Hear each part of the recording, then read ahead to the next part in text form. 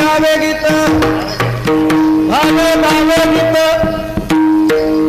गावे गावे गीत शुद्ध करून या चित्त तुझ भावा आहे देव हरी हा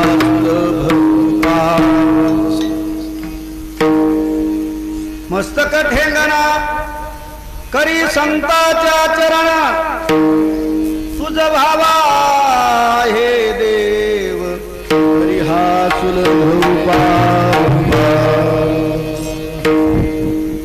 वेचिते वचन जेने राहे समाधान तुझ भावा हे देव तरी हा सुलभ उपाव अनेकांचे कानी सर्वात महत्वाचं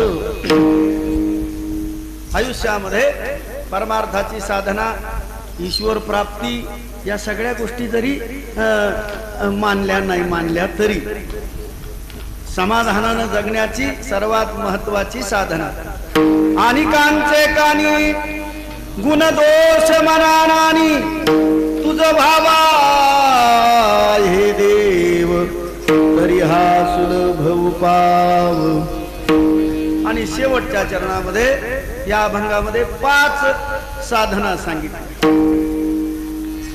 देव होण्यासाठी देव व्हावा असं वाटत असेल तर बळजबरी नाही बरं का ज्या कुणा मनुष्याला आपल्या आयुष्यामध्ये देव व्हावा मोठा मार्मिक शब्द देव व्हावा असं ज्या कुणा माणसाच्या लेकराला वाटत असेल त्याच्यासाठी 5 साधना सांगितल्या सोप्या सोप्या 5 आणि शेवटच्या चरणामध्ये सर्वात महत्वाची साधना सांगितली माणूस म्हणून ओळख निर्माण होण्याची साधना तुका म्हणे फार थोडा तरी परोपकार तुझ भावा आहे देव तरी हा सुलभ उपाव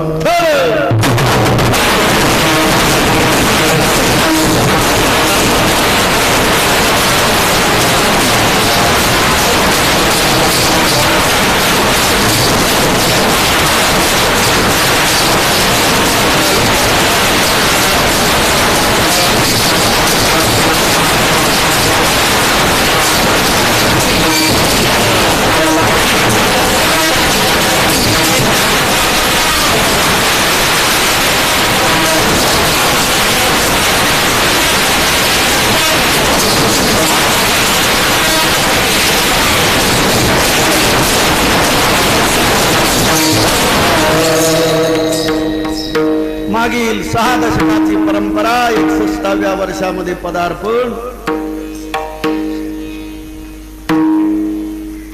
राशीन गावामध्ये आईसाहेबांच्या या पुण्यपावन भूमीमध्ये मागील 61 वर्षापासून परमार्थातल्या 3 पिढ्यांचा वारसा जपणारं हे कुटुंब तुमच्या सर्वांच्या परिचयातील पुंडे गुरुजींच्या आणि इवले से रूप ज्यावेळेस सप्ताह सुरू केला असेल ना ज्यावेळेस राशीन गावामध्ये सप्ताह सुरू झाला 61व्या वर्षी 61 वर्षापूर्वी त्यावेळेस आईसाहेबांच्या त्या रस्त्याला आईसाहेबांच्या मार्गाला ते लिंबाचं झाड आणि त्या लिंबाच्या झाडाखाली रस्त्याला एक विडा वाकडा मंडप त्या काळात जसे ऐपत असेल तसं लोकांचं सहकार्य असेल तसं 60 वर्षापूर्वीचा तो प्रसंग आणि आज 60 वर्षानंतर या भव्य सभा मंडपामध्ये आणि ही 60 वर्षाची ही परंपरा नाही का ही परंपरा कशाची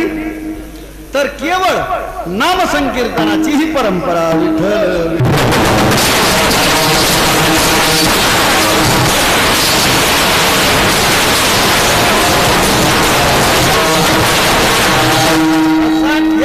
वर्षाचा मी साक्षीदार नाही या परंपरेचा 61 वर्षाचा मी साक्षीदार नाही पण आमची सुईरीक झाल्यानंतरचा आमची सुईरीक झाली आणि आमची बहीण नांदायला आली तुमच्या गावामध्ये पुंडे वकिलांच्या घरात नाही का नांदायला आली वकील साहेब दाजी झाले आणि 30 वर्षापासून मी साक्षीदार आहे याचा विठ्ठल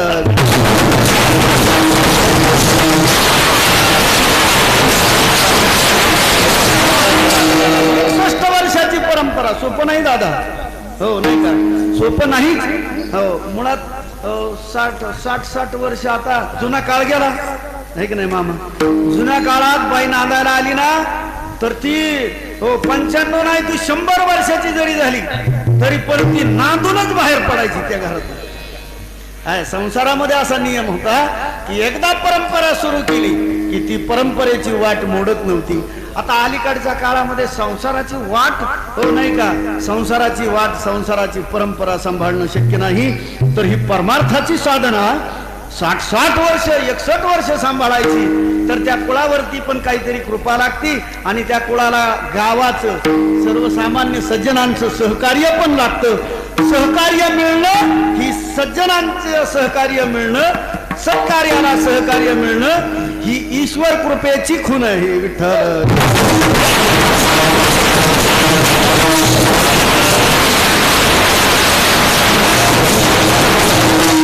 परिहार म्हणून मी हे सांगितलं, सांगणं महत्वाचं होतं म्हणून सांगितलं, सांगावंसं वाटलं म्हणून सांगितलं. केवळ नातं आहे म्हणून सांगितलं नाही, नातं आहे म्हणून सांगितलं नाही, त्याच्या मागची भूमिका आपल्या लक्षात यावी. हो रानवहिताला वडिलांनी, हो साधी गोष्ट सांगतो मी तुम्हाला, आपण सगळे ग्रामीण भागातले आहोत, तुम्ही शेतकरी, मी पण शेतकरीच आहे. वडिलांनी वाटणी आजोबांनी हो माळाचं रान घेतलं, वडिलांनी आईनं हो नाही का जुन्या काळामध्ये उटाड काढले, बदड काढले, हो नाही का काश्या यायच्या आणि हो नाही का हो ती सगळं रान निर्मळ केलं. निर्मळ रान वहिता खाली आणायला 1 पिढी जाती, पण रानात बाबळी उगवायला 2 वर्ष पुरत नाहीत दादा. विठ्ठल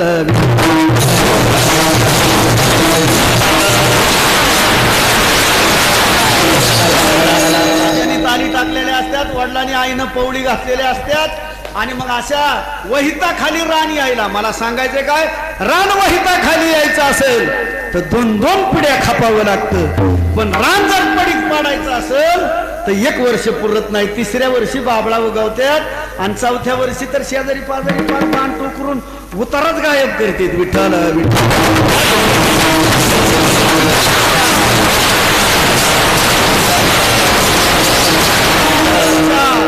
वडिलाचा उतारा मिळून उपयोगाचं नाही दादा. वडिलाचा उतारा वारसा हक्कानं, व्यवहारातला वडिलाचा उतारा मिळायला हो मिळायला फार काही लागत नाही. बापाच्या पोटी जन्म घेतला की वारसा हक्कानं 7-12 नावावरती येतो. वडिलाच्या नावावर 60 एकर असली आणि 3 भाऊ असले तर निदान 20-20 एकर तर हक्काचं येतं ना. बहिणींनी हिस्सा सोडला तर,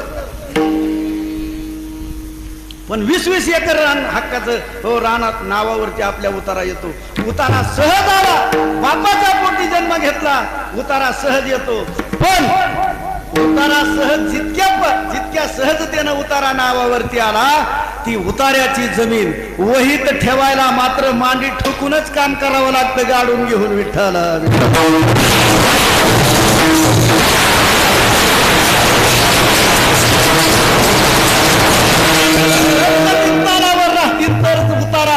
वहिता खाली राहतं, रान उतारा जिवंत राहतो. तसं परमार्थामध्ये सुद्धा व्यवहारातली ही प्रक्रिया, व्यवहारातली परंपरा जतन करायचं असेल तर खपावं लागतं.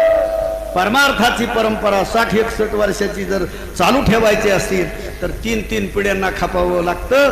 अशा महाराष्ट्रामध्ये अनेक ठिकाणी फार तुरळक आहेत, बोटावरती मोजण्याजोग्या परंपरा आहेत. नाहीतर यंदा सप्ताह केला की गावाचा सप्ताह पुढल्या वर्षी चालेल का नाही म्हणून गॅरंटी नाही दादा. गावानं सप्ताह सुरू केला, गाव सप्ताह सुरू करतं, 2 वर्ष करतं हौसानी, 1 वर्ष पहिल्या वर्षी उत्साह असतो, हुंबाडी असती.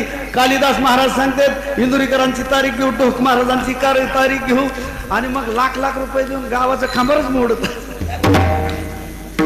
गाव पुढल्या वर्षी म्हणतो नको भाऊ, निदान गावातले बघा, आपले जवळचे बघा, पुंडे वकील बघा, हो नाही का, शर्मा महाराज बघा, इकडले तिकडले काळे गुरुजी जवळचे.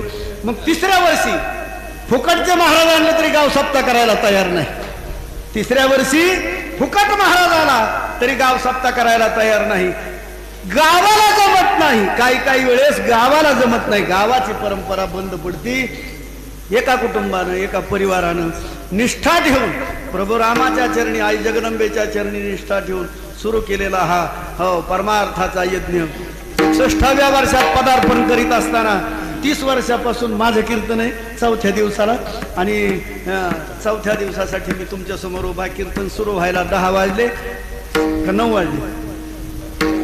9:15. हा 9:15 झाले. आणि अंकुश महाराजांनी मला आधीच सांगितलं होतं, हो लय काय नांगराचं लांब तास लावू नका म्हणजे सगळ्या वाटण्या एकाच दिवशी घ्यायचा काही बेत करू नका. हो नियमाच्या वेळेमध्ये 10 वाजेपर्यंत कीर्तन सेवा समाप्त करण्याचा प्रयत्न करील. सेवेसाठी निवडलेला अभंग श्रीमंत संत जगद्गुरु तुकोबाराय. महाराष्ट्राचं भाग्य, मराठी मुलखाचं भाग्य, मराठी लेकराचं भाग्य. जगद्गुरु तुकोबाराय म्हणजे काय?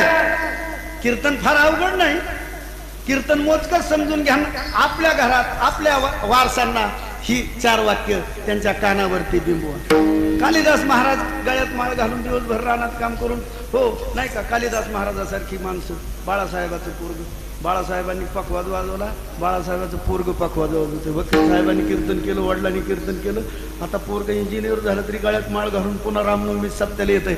हे करायचं का?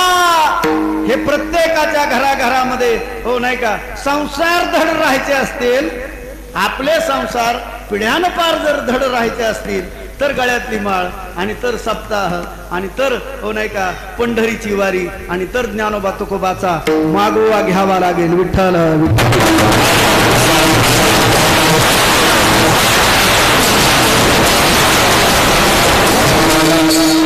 म्हणजे कोण? जगद्गुरु तुकोबाराय म्हणजे कोण? महाराष्ट्रासाठी. महाराष्ट्रासाठी कशासाठी म्हणायचं? तसं तर ते अखिल माणसाच्या लेकरांच्यासाठी. जगद्गुरु तुकोबाराय भाग्य, माणसाच्या लेकराचं भाग्य जगद्गुरु तुकोबाराय. माणसाच्या लेकराचं भाग्य सावता बाबा, माणसाच्या लेकराचं भाग्य नाही का हो ज्ञानोबाराय, आदी करून सगळं वारकरी संप्रदायातील संत मंडळी. हे तुमचं माझं भाग्य आहे. तुमची माझी घराणी जर जिवंत राहायची असतील दुष्काळाच्या आणि या संकटामध्ये, हो नाही का, हो काळाच्या ओघामध्ये जर आपली कुळं मुळी गाडून जर उभे राहावी असं वाटत असेल तर आपल्या कुळावरती ज्ञानोबा तुकोबा सावता बाबा चोखोबारायाच्या विचाराचं पाणी त्या कुळाला पाजावं लागेल. तुकोबाराय म्हणजे मराठी लेकराचं भाग्य. भाग्य कशाला म्हणायचं? की ज्याच्यामुळे जीवनामध्ये, हो नाही का, ड्रॅमॅटिक चेंज ज्यांच्यामुळे होऊ शकतो, अशक्य अशा प्रकारचं परिवर्तन ज्यांच्या शब्दामुळे होऊ शकतं, अशी माणसं ज्यांना युगपुरुष म्हटलं जातं, ती माणसं तुमच्या माझ्या सामान्यांच्या आयुष्यामध्ये चेतना जागवण्याचं ज्यांचं सामर्थ्य, ज्यांच्या शब्दामध्ये, ज्यांच्या जीवनाच्या चरित्र प्रसंगामध्ये, मरक्या माणसाच्या जीवनामध्ये सुद्धा हो चेतना जागवण्याचं सामर्थ्य ज्यांच्यामध्ये आहे, ती माणसं म्हणजे माणसाच्या लेकराचं भाग्य. विठ्ठल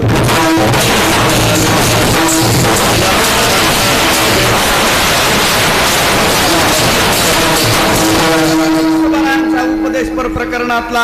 आणि हो नाही का, ज्यांना कुणाला ज्या कुणा माणसाच्या लेकराला देव भावा आपल्या आयुष्यामध्ये देव भावा असं ज्या कुणाला वाटतंय त्याच्यासाठी या रंगामध्ये 5 प्रकारची साधना जगद्गुरु तुकोबारायांनी सांगितली. विठ्ठल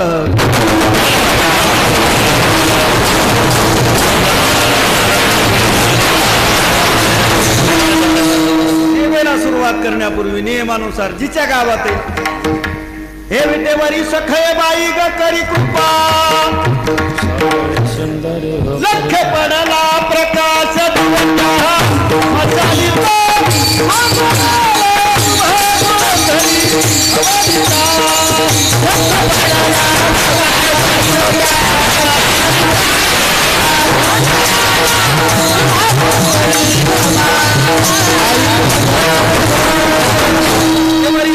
बाई ग करी कृपा, माझे मना लाग तुझे पायी ग करी कृपा, उजळ कुळ दीपा बोध करी सोपा येऊनी लवलाही सत्ता नंद बाई ग करी कृपा,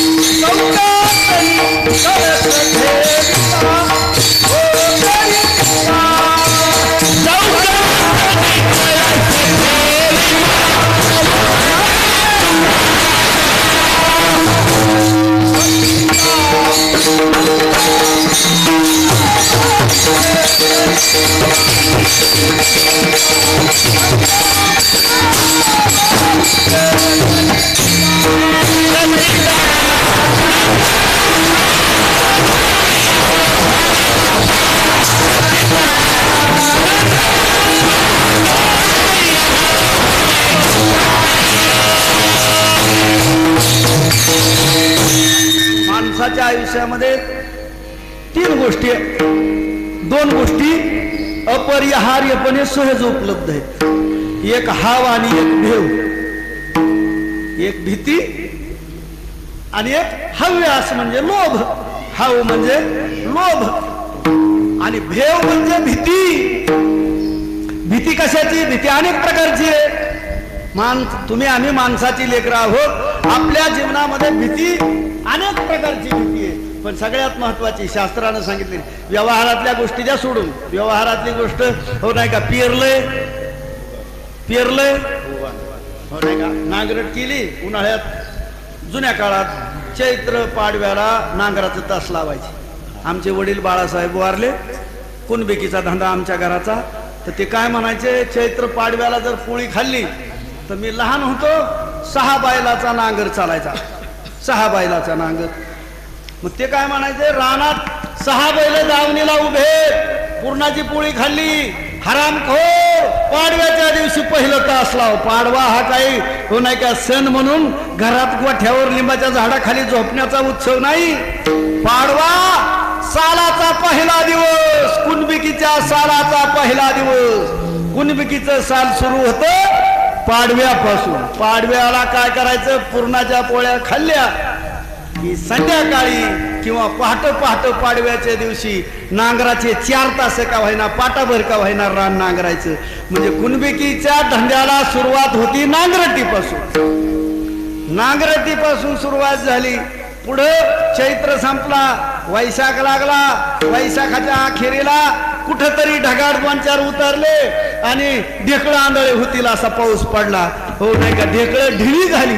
2 महिने रानात तापली काळ्या उन्हाळ्यामध्ये. आणि पहिल्या पावसात, अवकाळी पावसात, मृगाच्या आधी रोहिणीचा शिडकावा झाला, ढेकळं आंधळी झाली की दुसरं काम कुणबिकीचं सुरू होतं, मोगडा. बरोबर आहे ना. आता कशाचा मोगडा, आता पाऊस पडल्यावर नांगरट आहे भाऊ. आता पाऊस पडल्यावर नांगरटी सुरू होत्यात नाही का. हरळ तशीच राहती, हरळ तशीच राहती, नांगरटीने उलथून पडत नाही.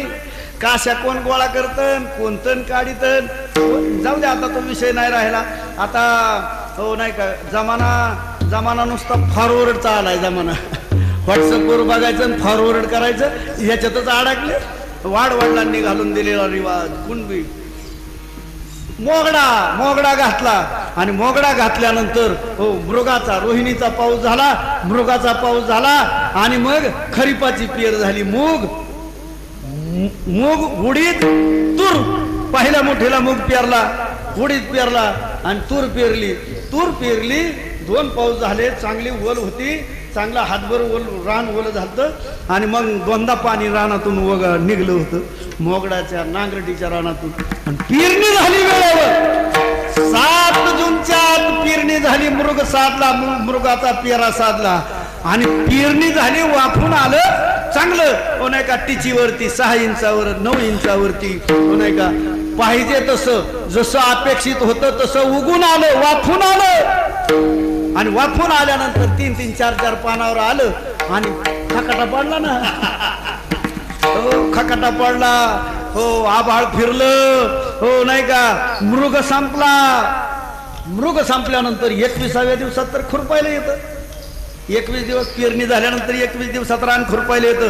खुरपलं तरी कुठं हो नाही का, पंत्यात गंगाच्या बाजूनी दिसना, खालच्या बाजूनी दिसना, वरच्या बाजूनी दिसना, कुठं काळा रुपाई एवढं आभाळ दिसना कुठं. आणि मग चिंता सुरू झाली. भेव सुटलं. भेव कशाचं सुटलं की आता जर वेळेवर झाला नाही तर पेरलेलं हो नाही का जळून जाईल. भीती आहे ही शेतकऱ्याच्या जीवनातली भीती. पेरलं, वेळेवर पाऊस नाही आला, भीती आहे जळून जाईल हो नाही का. हो आला पाऊस आणि हो नाही का वेळेवर पाऊस आला. खुरपण झाली. ज्वारीचं सांगतो तुम्हाला, खुरपण झाली, वेळेवर पाऊस आला आणि नुसत्या बिगर पाण्याची ज्वारी पोटऱ्याला लागली. पोटऱ्याला कणसाला लागली.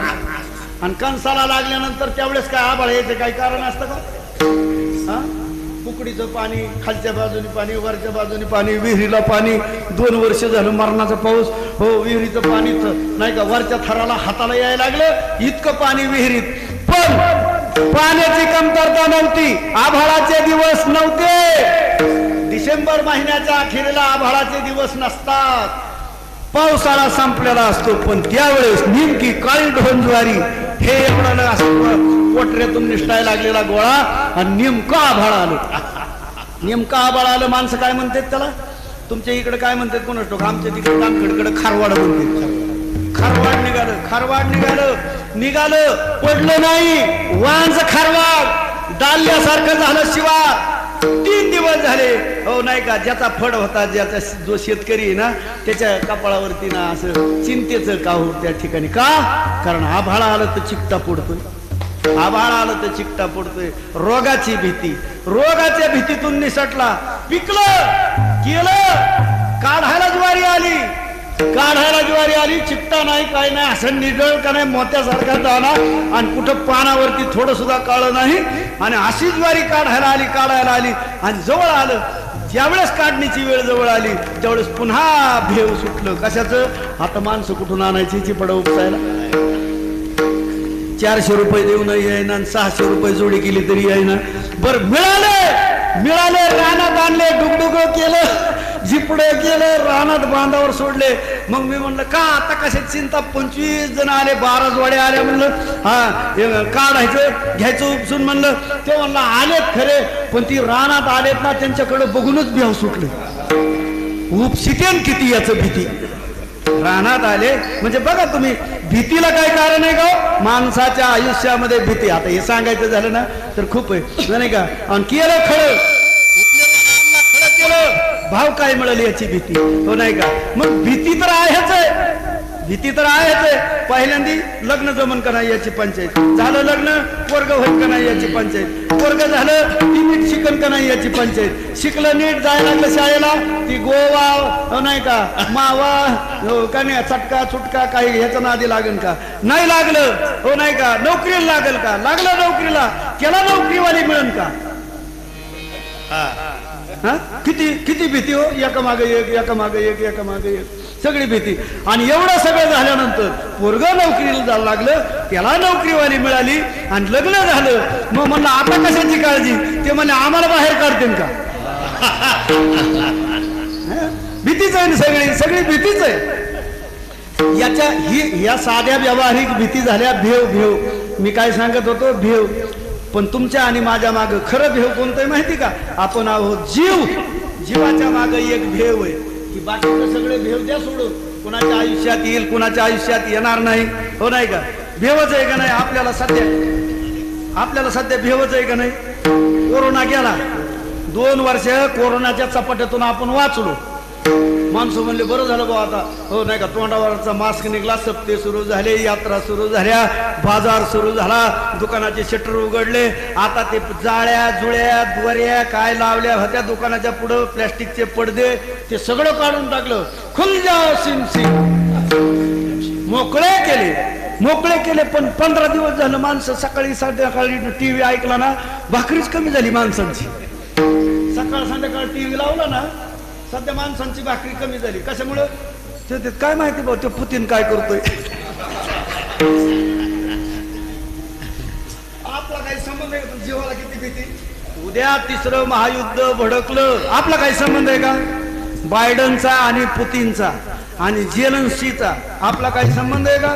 ती नावं आपल्याला माहित नाहीत. निम्या ग्रामीण भागातल्या 90% लोकांना ते बायडन कोण आहे आणि तो पुतीन कोण आहे आणि तो झेलेन्स्की कोण आहे आणि तो युक्रेन कुठं आला आणि रशिया कुठं आला काही माहिती आहे का आपल्याला. पण टेन्शन मात्र सगळ्या जगाला आलंय का नाही. भेव आहे भेव. 3रं महायुद्ध झालं आणि एखाद्या येड्यानी जर बटन दाबलं, कशाचं काय, तिथं काय अमृताच्या कुंभाचं मटण दाबणार, बटन कशाचं दाबणार आहे? अमृताच्या पंपाचं नाही. हो, 1600 मेगावॅटचा लिटिल बॉम्ब, फॅट बॉम्ब नाही का, हो नाही का. तर एका बॉम्ब मध्ये एक नाही का एक खंड बिचिरा करण्याचं सामर्थ्य हे कोणी साठवून ठेवलंय? आपोआप आले का बॉम्ब? तयार कोणी केले? माणसांनीच केले ना. अणुबॉम्ब तयार कोणी केले? हायड्रोजन बॉम्ब तयार कोणी केले? माणसांनी. आणि आज मुळावर कुणाच्या उठले? माणसाच्या. भेव. बटन तो बॉम्ब जर पडला तर काय होईल? सगळी पृथ्वी बेचिराख होईल. भेव कशाच? याला सांगितलं शास्त्रानं, ही भीती आहे खरी. कशाची आहे? जन्माला आलोय, मरण नाशाचं भय आहे, खरं भेव आहे नाशाचं. 3 प्रकारचा नाश आहे: स्वभावता नाश, परता नाश, आश्रय नाश. 3 प्रकारे मारणार आहेत. चौथा प्रकार नाही मरायला. आपण सगळेजण जेवढे जन्माला आलो 3च प्रकाराने मारणार, चौथा प्रकार नाही. एक स्वभावता नाश, उपजेते नाशे नाशिले पुनरपि दिसे, हे घटिका यंत्र जैसे परिभ्रमेगा. नाही का? जावंच लागणार नाही. एक घडी घडी कर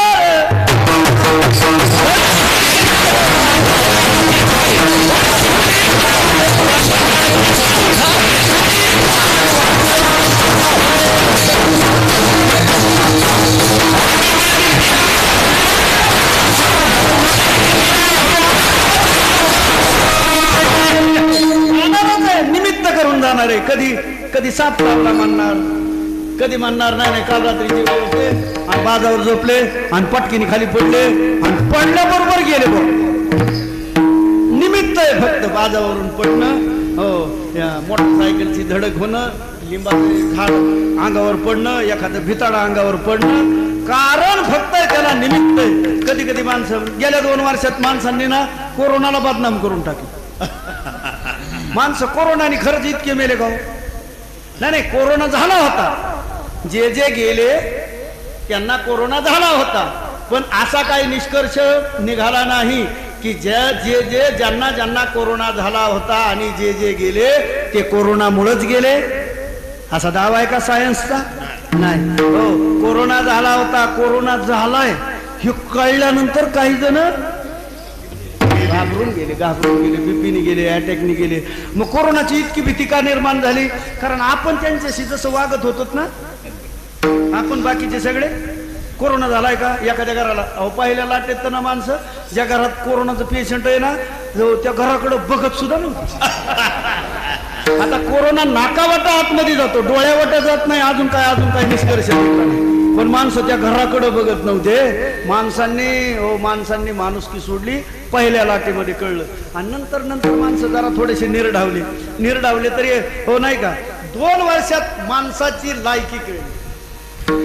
2 वर्षात माणसाला माणूस होण्यासाठी अजून किती मजल मारायची आहे हे 2 वर्षातल्या कोरोनानं शिकवलं. आणि म्हणून माणूस व्हायचा असेल तर तुकोबाराय, ज्ञानोबारायांची गरज आहे. आणि कोरोना संपल्यानंतर माणसाला खरंच ज्ञानोबाची, खरंच तुकोबाची आणि खरंच गीता, भागवत, रामायण, महाभारत, चोखोबाराय यांची गरज आहे.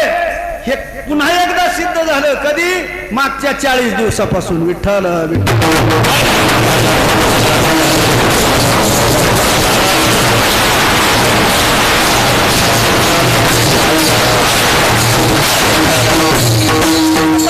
भेव आहे, नाशाचं भेव, नाशाची भीती, हो नाही का?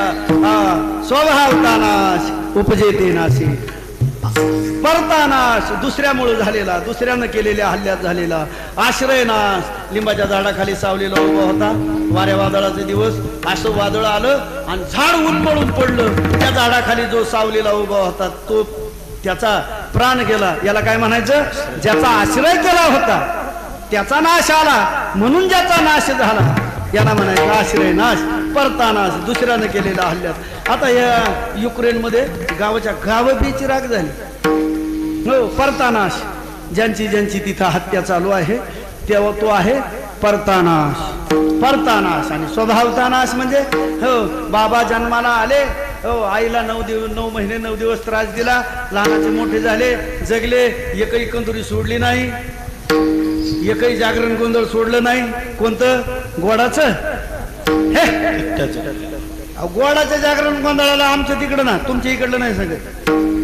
गोडाच्या जागरण मध्ये ही आमच्या तिकडलेच आहेत पोस्टमन, ही पण दाजीच आहेत आमची. गोडाच्या जागरण गोंधळाला 2000 चिठ्ठ्या वाटल्या. 2000 चिठ्ठ्या गोडाच्या जागरण गोंधळाला. आणि तेलच्या खायला 400 माणसं सुद्धा नाही आले. तेलच्यान बुंदी खायला 400 माणसं सुद्धा नाही आली. आणि जागरण गोंधळ तिकटाचं नुसता बाबा करायचं मोटरसायकल ती विचारते कशाला आलते पाहुणे. मग ज्याच्याकडे आलते ते म्हणतो नाही त्यांचं जागरण गोंधळ आहे. कधी आहे ते परवा दिवशी. मग कधी काय केलंय ते म्हणले गेलतो बा मंगळवारच्या बाजारात राशींची. एवढ्या बोबाट्यावरती हो हंड्यात मुंडकं गुतुस्तर माणसं रात्री 12 वाजेपर्यंत येते. आमच्या तिकडे एक जणांनी जागरण गोंधळ ठेवलं शेजाऱ्याने माझ्या. आता ते राहिलंच नाही. आता कसं काय सांगावं बघ ते बाजरीच्या भाकरी ज्वारीच्या भाकरी आणि पितळीत रस्सा आला आणि ती मिळालंच नाही. ते हळदीचे उंडे मिळाले नाही. 2-4 जण असे टाकून आलेले होते का नाही. 2-4 जण टाकून आलेले होते.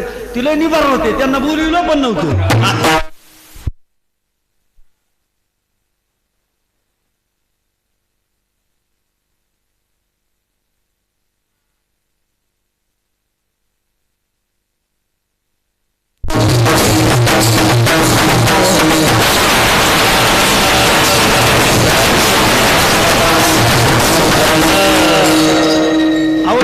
म्हणून मारलं त्यांनी. ज्याचं जागरण गोंधळ होतं त्याला मारलं. त्याला दुसऱ्या दिवशी मी म्हणलं काय झालं तरी रात्री वस्तीवर भांडणं.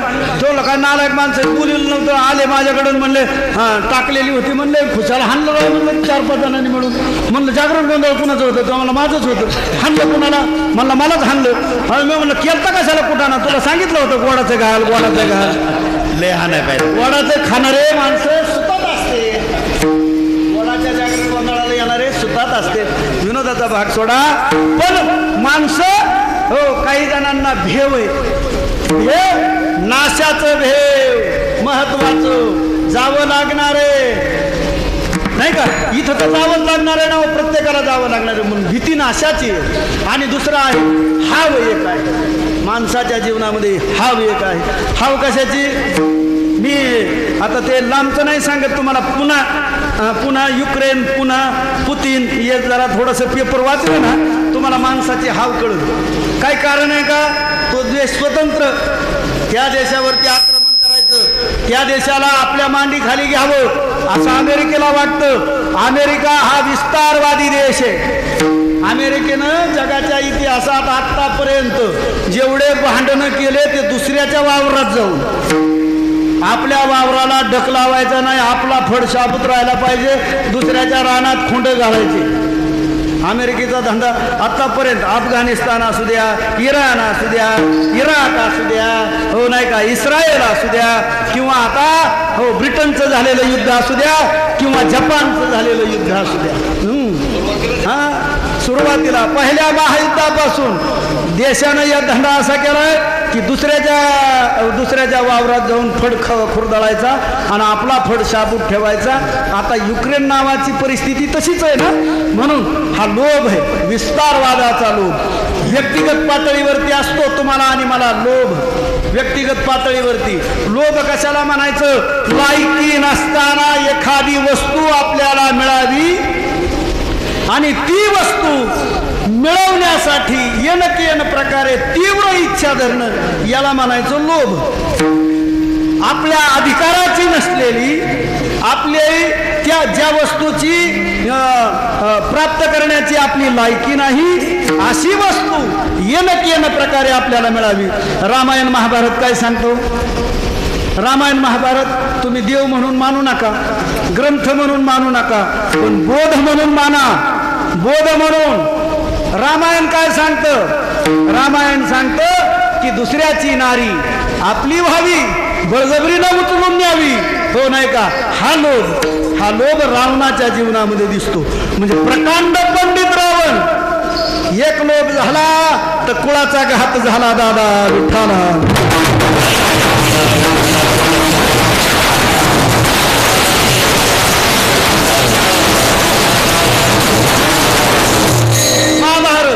महाभारत नका धार्मिक ग्रंथ म्हणून मानू परंतु महाभारताचा आशय आणि बोध एवढाच आहे की जे राज्य आपलं नव्हतं जो उतारा आपला नव्हता जी वाटणी आपली नव्हती चुलत्याच्या पोराची वाटणी होती पण त्या वाटणीत बळकशीनं ताबा घातला आणि मग चुलत्याच्या पोरांच्या आणि फाराने त्या ठिकाणी इस्टेट हडप केली. म्हणून भावाचं अनाधिकारानं मिळवावं हे वाटलं. आंधळ्याच्या पोरांना 100 पोरं होते, 100रातलं एक शिल्लक राहिलं नाही. तीळ सोडायला विठ्ठल विठ्ठल.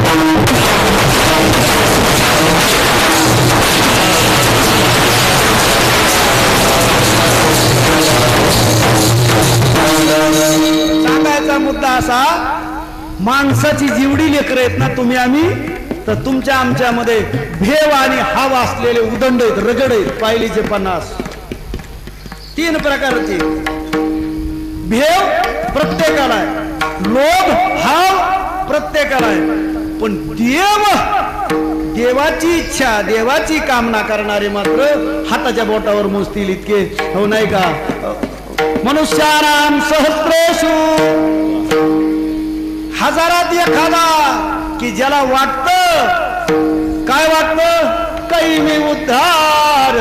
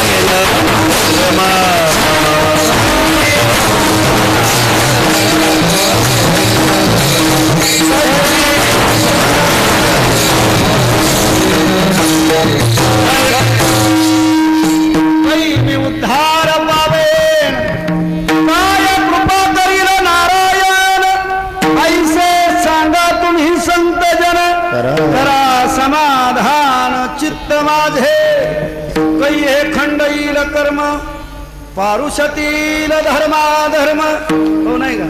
कासयाने कळेल हे वर्म. महाराज म्हणले ही भावना असणारे देव भावा, देव भावा, देव भावा. भोगाच्या वस्तू मिळाव्यात ही हाव असलेले उपजतच आहेत आपण सगळे. आपल्याला प्रत्येकाला वाटतं काही ना काही मिळावं, प्रत्येकाला वाटतं काही ना काही मिळावं, बिगर कामाचं मिळावं. हे तर सगळ्यांनाच वाटतं, बिगर कामाचं मिळावं, नाही का? हो, मिळावं ही इच्छा करणारे सांसारिक नाशवान वस्तूंची, नाशवान विषयांची हो हाव असलेले तुम्ही आम्ही अनेक आहेत. परंतु या मनुष्यामध्ये, तुमच्या माझ्या आणि असणाऱ्या जातीमध्ये, हो नाही का, देव भावा. मनुष्य जन्माला आल्यानंतर एक तर मनुष्य जन्म मिळणं अवघड. दुर्लभम त्रयमेव इत्तद देवानुग्रह हेतुकम मनुष्यत्वम मुमुक्षत्वम महापुरुष संश्रयः. जन्म मिळणं अवघड, मिळला तर देव भावा असं वाटणं अवघड. आणि देव भावा परमार्थाच्या साधनेला लागावं हे वाटलं तरी ती साधना किंवा त्या ध्येयापर्यंत जाण्यासाठी महापुरुषाची संगती नशिबामध्ये येणं अवघड. विठ्ठल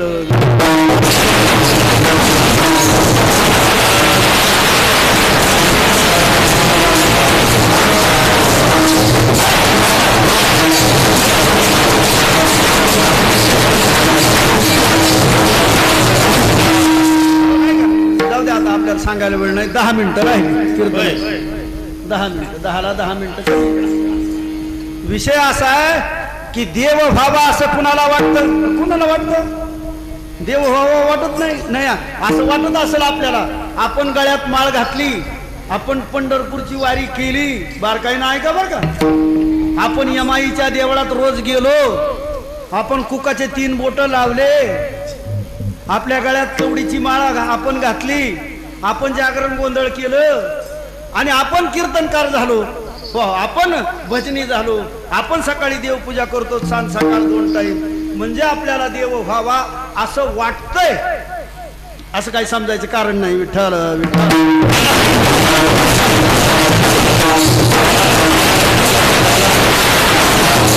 क्रिया असेल पण त्या क्रियेच्या मागे भावाचा अधिष्ठान नसेल तर तो केवळ काय ठरतो, वरपंग ठरतो. आणि तुकाराम महाराजांना वरपंग परमार्थातला निषेध केला तुकाराम महाराजांनी. येई माझी सेवा भाव,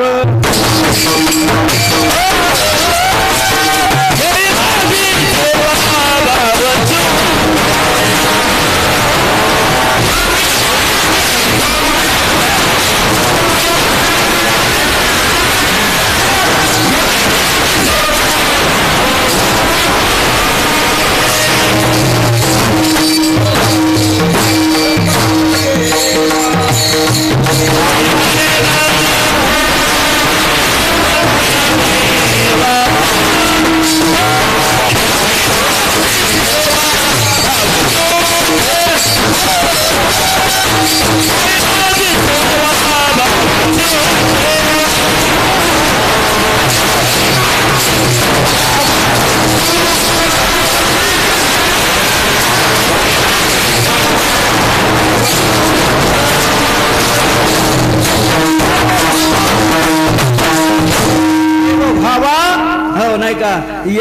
या चित्तवृत्तीवरती आरूढ होणं फार कठीण आहे देवा. पिस लागावं लागतं पिस.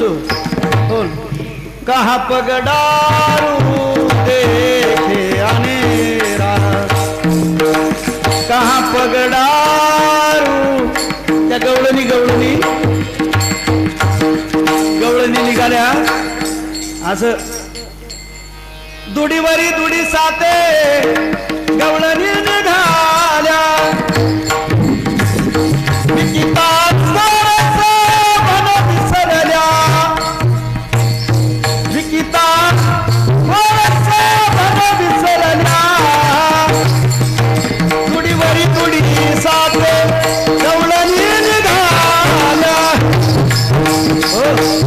अशा निघाल्या गोकुळातून निघाल्या, चालल्या होत्या मथुरेला. आणि डोक्यावरती कुणाच्या ताकाचा घडा होता, कुणाच्या लोण्याचा घडा होता, कुणाचा दह्याचा घडा होता, कुणी तूप केलेलं होतं. आणि निघता हो यमुना, आणि त्या कदंबाच्या झाडाच्या खालून यमुनेच्या डोहाला जरा उतार होता पाण्याला, आणि ती नदी ओलांडून पलीकडे जायचं होतं मथुरेला. गोकुळातून निघाल्या, डगरीला लागल्या, आणि डगरीला लागल्या बाजारला उशीर झाला होता 4-5 जणींना. आता त्या माठावर माठ 2-3 असे नाही का, खाली बारीक, नंतर वरती, आणि त्याच्यावरती हो नाही का पुन्हा तुपाचं दह्याचं, आणि खाली दुधाचं, असे 3 एकावर एक भांडे घेऊन निघाल्या. हो 3 भांडे घेऊन बाया जात होत्या पाण्याला. बाजाराला जाऊ द्या पण बाया जात होत्या. आता ही आई आहे बघा जुन्या काळातली. हो नववार लुगडं नेसलेल्या बायांना माहिती, आयांना 3 हो, एकावर एक भांडे घेऊन विहिरीवरती पाण्याला जायच्या. पण त्या 3 भांड्यांना हात लावित नव्हत्या. हो हात लावित नव्हत्या, कारण कमरावर एक घागर असायची आणि हातात पुन्हा दुसरं काहीतरी पुन्हा एका कळशी फिळशी असायची. त्या वरच्या 3 हो नाही का, त्या 3 आणि असणाऱ्या हो भांड्यांना हात लावायची बाईला गरज पडत नव्हती. पायात चपला नव्हत्या, वाहना नव्हत्या, खड्याच्या रानानी, काट्या कोट्याच्या रानानी बाया जायच्या, पाणी घेऊन यायच्या. का? कारण चित्त आहे ना, चित्त असं होतं की खाली खडा येऊ, दगड येऊ, पाया नाही का खालवर जरी पडला तरी वरच्या भांड्याचा तोल जात नव्हता, घरी येईल. हो आधी हातातली कळशी टिकवली जायची, नंतर बाई असं असायची, बाई अशी वाकायची, नंतर घागर हो नाही का कमरातली घागर खाली ठेवायची, नंतर वरचा एक नाही का जो काही घडा असेल तो खाली घ्यायची, तो खाली ठेवायची, नंतर हो केळी खाली घ्यायची, आणि नंतर हांडा खाली ठेवायची. पाणी थेंबर सांडत नव्हतं. का? कारण भाव चित्तवृत्ती त्या आणि असणाऱ्या कामात सगळी अडकलेली होती. त्या गवळणी निघाल्या, निघता यमुनेचा घाट ओलांडत असताना हो नाही का तुझ्या मुरलीची ध्वनी आवचित पडली कानी, मी विव्हळ झाले अंतःकरणी, मी घर धंदा विसरले आहार सावळ्या माधवने मुरली आहार सावळ्या माधवने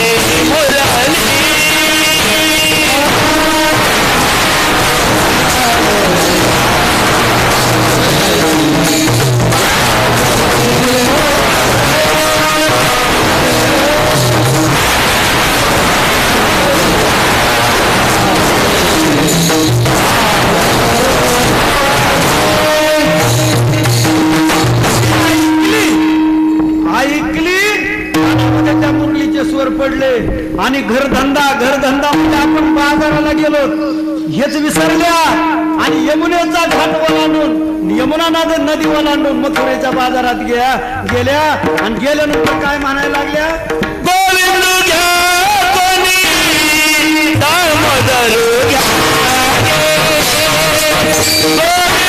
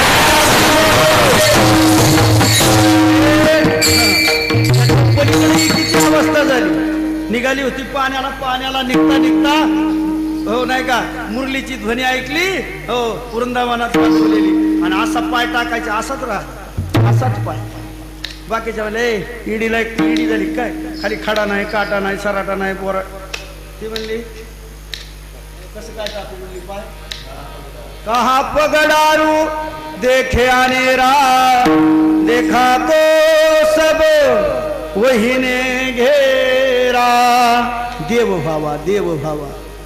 भावा ही चित्तवृत्ती लागते देव भावा ती ही बैठक लागती एक राधा एक मीरा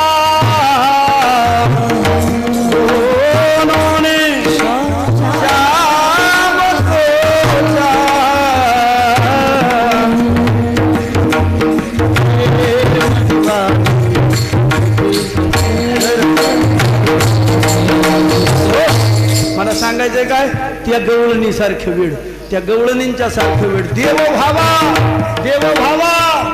असं वाटलं पाहिजे देव भावा ही वृत्ती आली पाहिजे पंढरपूरला जायचे वारीला जायचे कशासाठी हो नाही का हो तिथे गेल्यानंतर मठात चांगली खोली मिळावी आणि शेंगदाण्याचा लाडू एकादशीच्या दिवशी असा खजूर असावा हो नाही का आपलं काय हो जाऊ द्या आपलं पण निदान आपण प्राथमिक अवस्थेत का व्हायना आहेत ना आपण स्वांगाचे का व्हायना आहेत ना हो निवळ जाण्यावानी गावात फिरण्यापेक्षा निदान आपण काही का व्हायना गुंतून तर घेतलंय विठ्ठल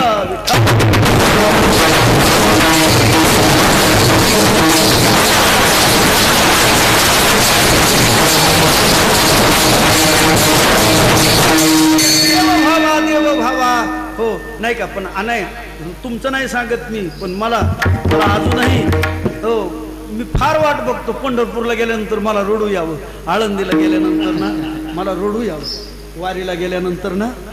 वारीला गेल्यानंतर ना हा डोळ्यातून खळखळ कंठी प्रेम दाते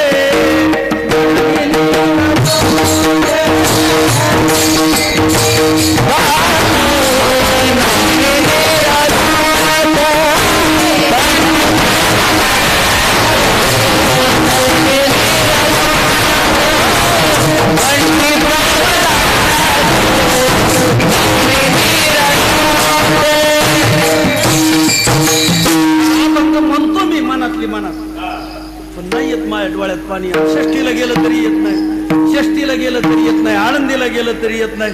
मी माझा विचार करतो कालिदास महाराज की आपण 55 वर्ष झालं, वयाचे 55 वर्ष आले तरी अजून कंठी प्रेम दाटे नैनी नीर लोटे. मी मनातल्या मनात अभंग म्हणत असतो. वकील साहेबाची कालिदास महाराजांची पर्वत असतो आणि ती पहाटच दिंडी निघती. पण त्या अंधारात ना माझं चाललेलं असतं कंठी प्रेम दाटे. पांडुरंगा तुझ्या गावात आलो, पांडुरंगा आईच्या गावात तू माया मिले करू.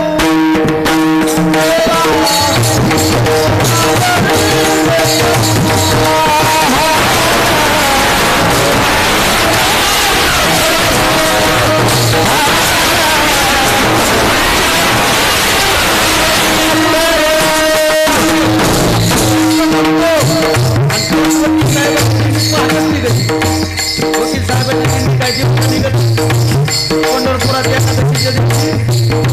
पहाट चंद्रभागेला निघती आणि माझ्या डोळ्यात चाललेलं असतं, माझ्या मनात चाललेलं असतं. माझं सांगतो बरं का मी किती कोडगा आहे.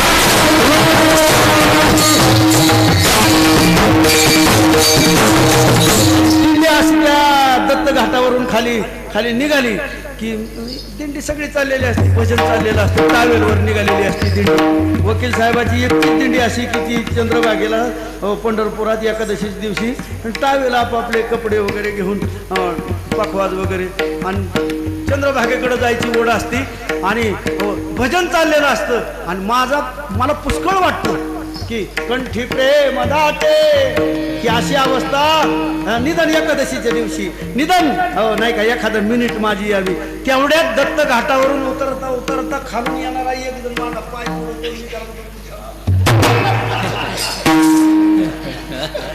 मी किती कोण आहे बघा बघ.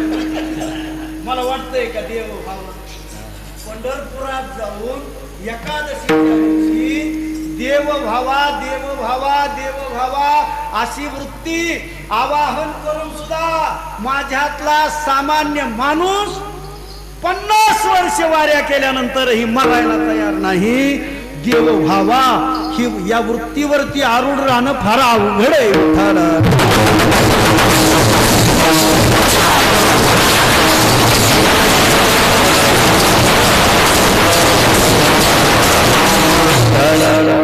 आम्हाला तुमचं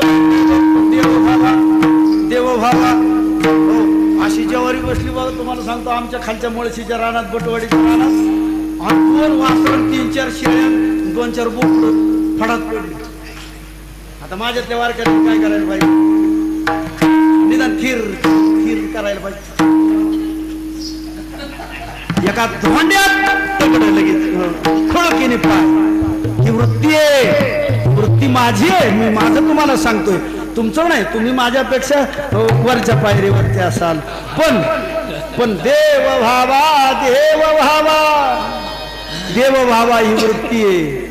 देव भावा हो एकादशी करायची हो नाही का, मंगळवार करायचे, आईच्या दर्शनाला सकाळीच जायचं आणि हो पण आचरणामध्ये तो भाव आला पाहिजे ना. एवढ्या सगळ्या एकादशा करायच्या, वाऱ्या करायच्या, तुळशीची माळ गळ्यात घालायची, तुळस वारीला गेली की तुळस डोक्यावर घ्यायची आणि वारी करून माघारी आली आणि सासूने चहा मागितला की म्हणायचं म्हातारी मला ना. सासूच्या विषयी जर आईचा भाव येत नसेल तर देव भावा ही वृत्ती नाही. विठ्ठल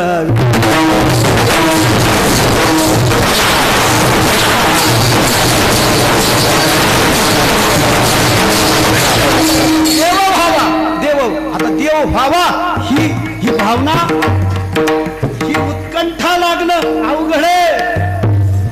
आमदार भावा, सोसायटी चेअरमन, संचालक व्हावं हे प्रपंचातल्या गोष्टी अनेकांना हौस आहे, सहज आहे. पण देव व्हावा देव म्हणजे काय? तुम्ही म्हणले महाराज देव व्हावा म्हणजे विट्टीवरचा पांडुरंग उतरून प्रत्यक्ष यावा. नाही, देव म्हणजे काय? देव म्हणजे आता वकील साहेबांच्या कीर्तनात सप्त्यात तुम्ही लय दिवसापासून ऐकले, पण मला पण थोडं जरा अवघड सांगायला कळत. देव या धातूपासून देव या शब्दाची निर्मिती. देव म्हणजे काय? दिव्यता. देव म्हणजे काय? अज्ञानाचं हरण करणारा म्हणजे ज्ञान. देव म्हणजे काय? प्रकाश. तमाचा सूड घेऊन तम नाहीसा करून, हो नाही का, उजेड प्रकाश जीवनामध्ये प्रकाशाचं कारण म्हणजे देव. देव म्हणजे काय? देव म्हणजे प्रेम. देव म्हणजे द्वेष नाही. देव म्हणजे प्रेम. देव म्हणजे ज्ञान. देव म्हणजे दुःखाची निवृत्ती, सुखाची प्राप्ती. विठ्ठल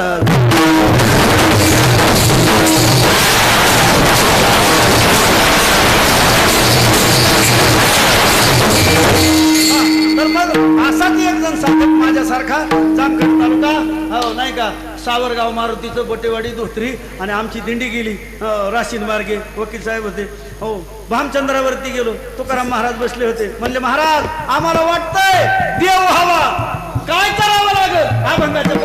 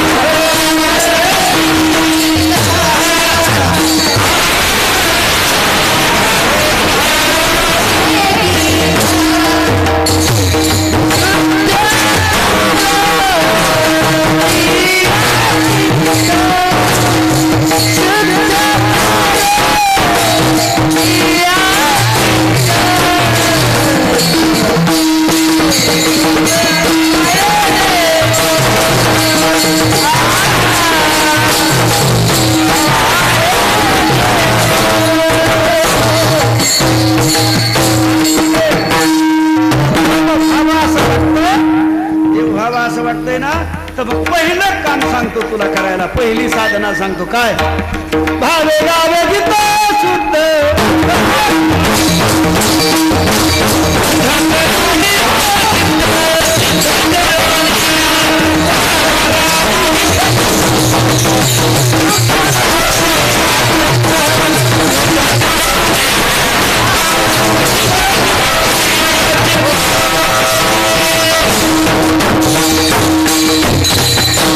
मिनिटाचं निरूपण आहे या चरणाचं. बारकाईनं ऐका, थोडस मनात ठेवा. गीत गायला सांगितलं, भावनेनं गीत गा. तुला देव व्हावा असं वाटत असेल तर सुखाची प्राप्ती, आनंदाची अनुभूती, हो ज्ञानाची प्राप्ती आणि हो प्रकाशाची, हो नाही का, परिसीमा तुझ्या आयुष्यामध्ये ओलांडली जावी असं वाटत असेल तर भावनेनं गीत गा. तुकाराम महाराज तुम्ही देव धुवायला नाही सांगितले, देव व्हावा. आपल्याकडे देव धुणे म्हणजे काय? देवपूजा. तुकाराम महाराज सकाळी उठल्यानंतर तुम्ही पहिल्या आठ घालायला पाहिजे होते आम्हाला. देव धु, गळ्यात माळ घाल, पंढरपूरची वारी कर, काशीला जा, हे काही न सांगता तुम्ही पहिलं काम काय करायला सांगितलं? देव व्हावा याच्यासाठी. तर भावनेनं गीत गा. भावनेनं गीत गा. भावे गावे गीत शुद्ध करून या चित्त, चित्त शुद्ध करून भावनेनं गीत गा. गाणं गायला सांगितलं, गीत गायला सांगितलं तुकाराम महाराजांनी. देव होता येत, देव होतो भावनेनं, शुद्ध चित्तानं जर गीत गायलं तर देव होतो का? देवाची अनुभूती, देवाचा साक्षात्कार, दिव्यत्वाचा साक्षात्कार हो आयुष्यामध्ये होतो का? तर या या या या प्रमाणाचा जर उदाहरण द्यायचं झालं ना तर 1 महिन्यापूर्वी भारतरत्न लता मंगेशकर यांचं निधन झालं. आता आपल्यासाठी लता दीदी गेल्यात का? नाही. आपण लता दीदींना प्रत्यक्ष भेटलो होतो का? नाही. आपण लता दीदींशी कधी गप्पा मारल्या होत्या का मुंबईत जाऊन? नाही. आपल्याला लता दीदी कशा माहिती होत्या लहानपणापासून? हो, भजन, अभंग, हो त्यांचे गाणे याच्यातूनच. मग आज आपली त्यांची पहिली परिचय कसा झाला? त्यांच्या सुरातून, त्यांच्या भक्तिगीतातून, त्यांच्या अभंगातून, त्यांच्या भावगीतातून. त्या लता दीदी आपण टीव्हीवर बघितलं, पण त्या आपल्यासाठी, आपल्यासारख्या अनेकांच्यासाठी त्या गेलेल्या नाही, त्या सुराच्या रूपानं आहेत. पण लता दीदींचं जीवन म्हणजे या पृथ्वी तलावरचा तुकाराम महाराजांच्या या अभंगाचं प्रमाण आहे, प्रत्यक्ष प्रमाण. भावे गावे गीत शुद्ध करोनिया चित्त, तुझ भावा हे देव तरी हा सुलभ उपाव. वयाच्या 6व्या वर्षी ज्या लेकीचा बाप हो हातामध्ये विना देऊन हो नाही का अनंताच्या प्रवासाला निघून गेला, ती लेक फक्त 1 दिवस शाळेत गेली. ती हो तिचं नाव लता दीदी. एकदाच शाळेत गेली. पहिली झाली नाही, दुसरी झाली नाही, तिसरी नाही, चौथी नाही, BA नाही, MBBS नाही, इंजिनियर नाही, जीनं शाळाच बघितली नाही अशी लता दीदी केवळ भावनेनं आयुष्यभर गीतं गायली. किती गीतं गायली? 26,000 गीतं वेगवेगळ्या भाषेमध्ये गायली. हो तिच्या आयुष्यामध्ये हो नाही का इतका मोठा साक्षात्कार झाला की जी कधी शाळेतच गेली नव्हती तिला जगाच्या पाठीवरच्या 7 हो विद्यापीठांनी डॉक्टरेट दिली. विठ्ठल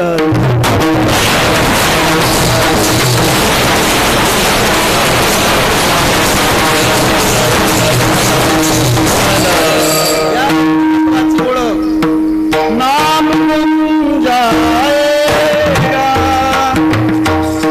चेहरा ये बदल जाएगा, मेरी आवाज ही पहचान है घर याद रहे. आवाजामुळं भावनेनं त्या बाईनं 85 वर्ष आयुष्याची 85 वर्ष हो नाही का ती दीनानाथ मंगेशकरांची लेक आयुष्यभर भावनेनं गीत गात राहिली. तिच्या आयुष्यामध्ये भारतरत्न मिळाला म्हणजे थोडक्यात देवच झाला ना. हो विठ्ठल विठ्ठल.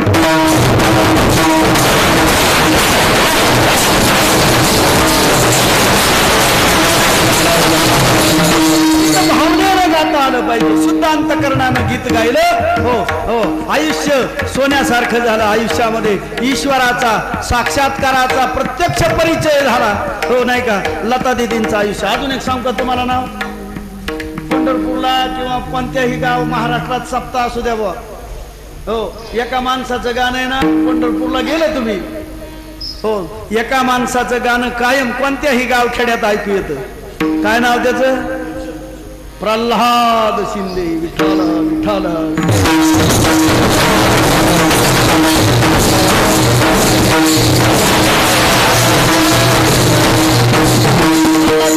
किती जणांनी बघितलं? विठ्ठल शिंदेना किती जणांना बघितलं? पण पंढरपूरची गाणी ना हो नाही का हो कोणत्याही देवळाच्या कळसावरून महाराष्ट्रात 3 आवाज ऐकू येतात. पहिला आवाज लता मंगेशकर, दुसरा आवाज भीमसेन जोशी, तिसरा आवाज प्रल्हाद शिंदे. विठ्ठल शिंदे. विठ्ठल.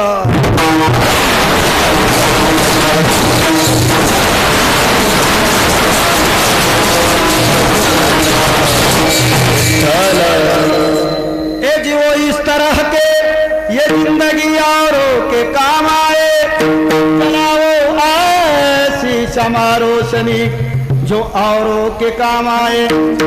यही नेकी बदी. विठ्ठल शिंदे, प्रल्हाद शिंदे. यही नेकी बदी जो कुछ तेरे साथ जाएगा, अलावा इसके तू नादा खाली हाथ जाएगा. तू लाख हिफाजत कर, लाख करे रखवा, उड़ जाएगा रहेगा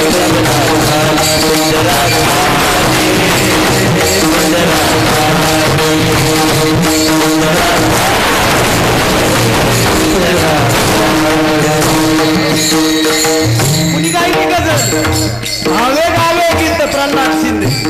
ऐ मेरे वतन के लोगों जरा आंख में भर लो पानी, लोगों जो शहीद हुए हैं उनकी जरा याद करो कुर्बानी। लता दीदी भावे गावे गीत हो किंवा आज आतून लख पडला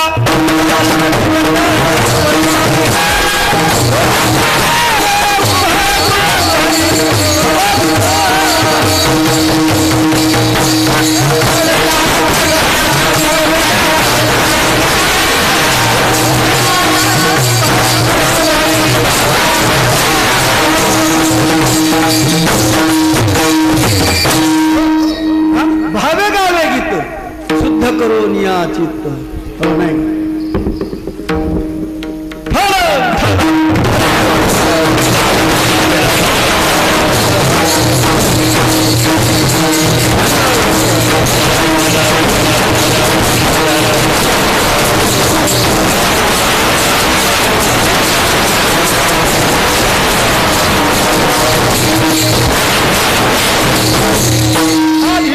महादेवाला पवाडा सांगावं लागतं का बाबासाहेब देशमुख भावे गावे गीत विठ्ठल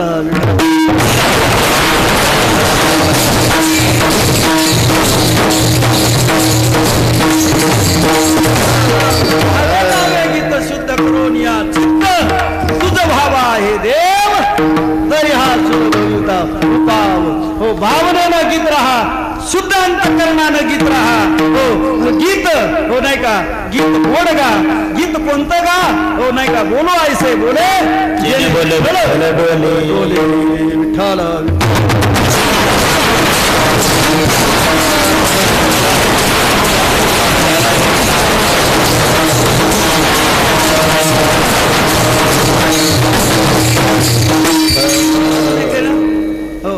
गाणी देवाची म्हणावीत, गाणी साधूची म्हणावीत, गाणी राष्ट्राची म्हणावीत, गाणी समाजाची म्हणावीत, गाणी कर्तबगारांची म्हणावीत.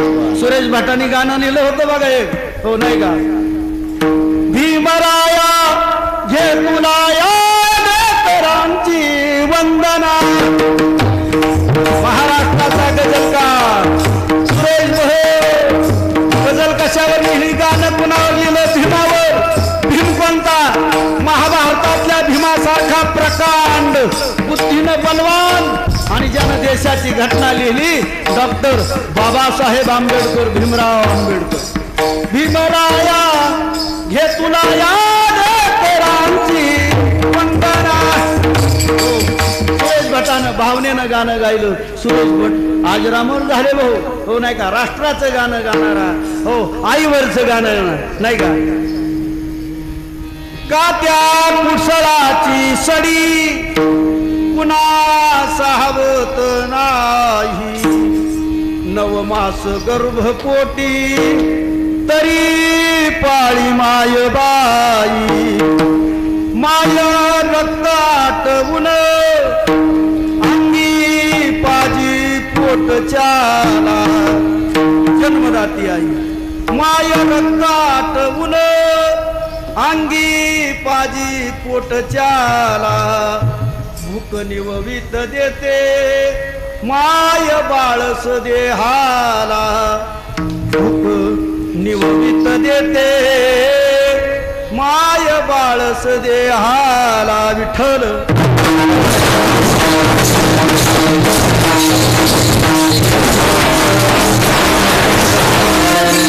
म्हणावं आईवरचं म्हणूनच संतांनी हो मला कालिदासांनी एकदा पंढरपूरच्या वारीवरून येताना ना असंच वारीवरून माघारी आलो हो इंदापूरच्या पुढे आल्यानंतर हो पांडुरंगाला आईच्या स्वरूपात हो नाही का हाक मारणारा जगद्गुरु तुकोबारायांचा भावे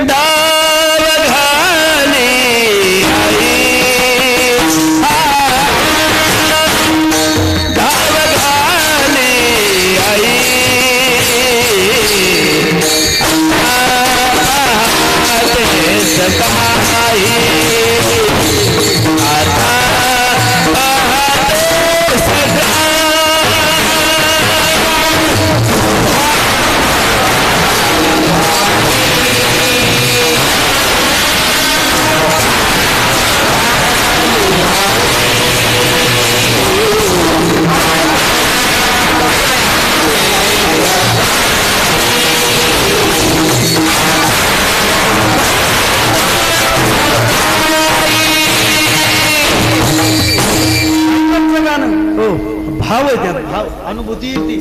किती दगड माणूस असू द्यावं, लता दीदीचं गाणं, भीमसेन जोशीचं गाणं, विठ्ठल शिंदेचं गाणं, ज्या गाण्यामध्ये जीव है, जिस गीत में जान है, वो मुर्दों को भी जिंदा करता है. विठ्ठल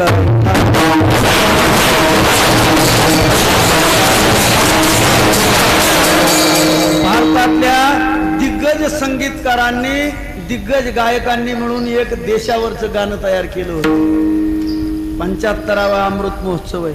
मिले सुर मेरा तुम्हारा तो सुर बने हमारा. हे गाणं ऐकताना हो नाही का, त्यातला ओतलेला जीव, त्याच्यामुळं माणूस त्या भावनेशी तद्रूप पावतो. किती दगड माणूस असतो, किती दगड. तुम्हाला माहिती का, गाण्यामध्ये लई ताकद आहे. हो, आता मोठा राहिला नाही, आता आवतं राहिले नाहीत बैलाचे, पुढे राहिले कालिदास. हो नाही का, मोठा होत्या ना, हो 4 बैलाची मोठ, धुंडगी मोठ. हो नाही का, गाण्यात ताकद. तुकाराम महाराज वेडे होते काय भावे गावे गीत म्हणायला? तुकाराम महाराज वेडे नव्हते. कुणबिकीचा धंदा करणारा साधू होता. तुकाराम महाराजांनी गाणं सांगितलं गायला. ते म्हणले, तुला देव पाहिजे असेल ना, सुखाची अनुभूती, शांततेची अनुभूती जर यायची असेल तर भावनेनं गीत गा. कुणबिकीच्या धंद्यात गाणं म्हणतात का नाही? अहो, आम्ही बैलाच्या मागे सुद्धा गाणं म्हणतो. बैलाच्या मागे जुन्या काळात मोठा होत्या. हो नाही का, मोठा असायचा आणि ते नाही का, ते हातनी इथं घालायची आणि सौंदर्य माग ओढीत ओढीत ओढीत कासऱ्याने बैल माग सारायचे आणि चाकाला ते चाक वाजावं, स्वरात वाजावं म्हणून. वकील साहेब, मोठाचं चाक स्वरात वाजावं म्हणून कोळसा घालायचे. कोळसा त्या कण्याला ना, त्या सौंदर्याने असे वळ पडायचा.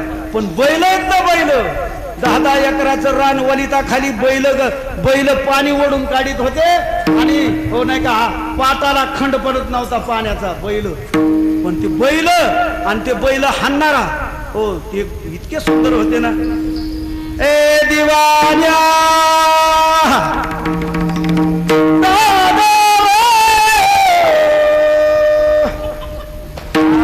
आवतावरती गाणं म्हणणारे राहिले नाही आणि मोठाच राहिला नाही.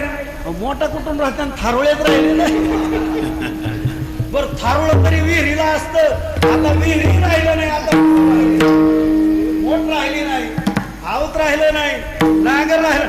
नागरावरती ना तुम्हाला सांगतो, मी मोठ हाणली. तुम्ही माझ्याकडे तोंडाकडे बघू नका.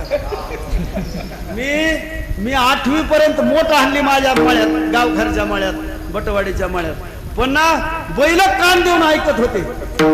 हो, तो मोठकरी काय गाणं म्हणतोय, त्याचा हात एक असायचा, असा असायचा, 10 वर्षाची.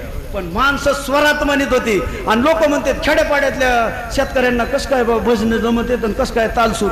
त्याच्या अंगात आहे तालसूर. विठ्ठला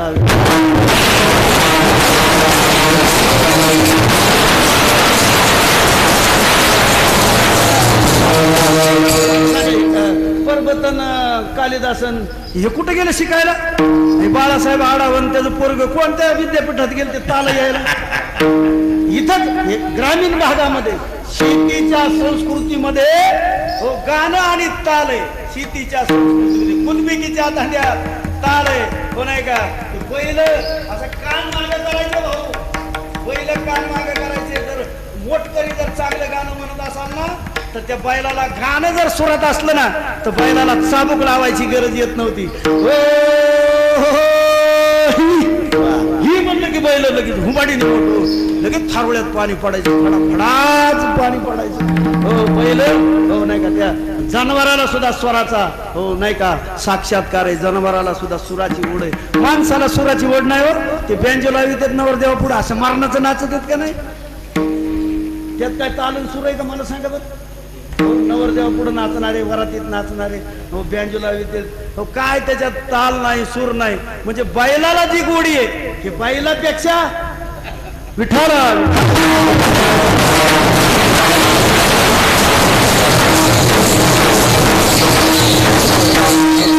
महाराज मार्मिक होते. तुकाराम महाराज जमिनीवरचा संत होता. कुठंतरी भगवे कपडे घालून डोंगरात गांजा वाढणारा संत नव्हता तुकाराम महाराज. माणसाचं जगणं, माणसाच्या जगण्याशी परिचित असलेले. दुष्काळ कशाला म्हणते हो नाही का, माणसाच्या आयुष्यात सुख दुःख काय, पत्नी गमावल्याचं सुख दुःख काय, भाऊ गमावल्याचं सुख दुःख काय, हो नाही का? अन्न दशा एकेकाळी असणारी सावकारी बुडाल्यानंतर अन्न दशा झाल्यानंतर काय दुःख सोसावं लागतं याची अनुभूती घेणारा जमिनीवरचा संत जगद्गुरु तुकोबाराय. म्हणून तुकोबारायांनी मार्मिकपणे सांगितलं, चल तुला देव हवा वाटायला लागले का? देव हवा देवाचा साक्षात्कार व्हावा तर पहिले गावे गावे गीत शुद्ध करून या चित्त तुझ भावा हे देव तरी हा सुलभ म्हणले. महाराज अजून काय करावं लागेल? अभंगाच्या 3ऱ्या चरणात मस्तक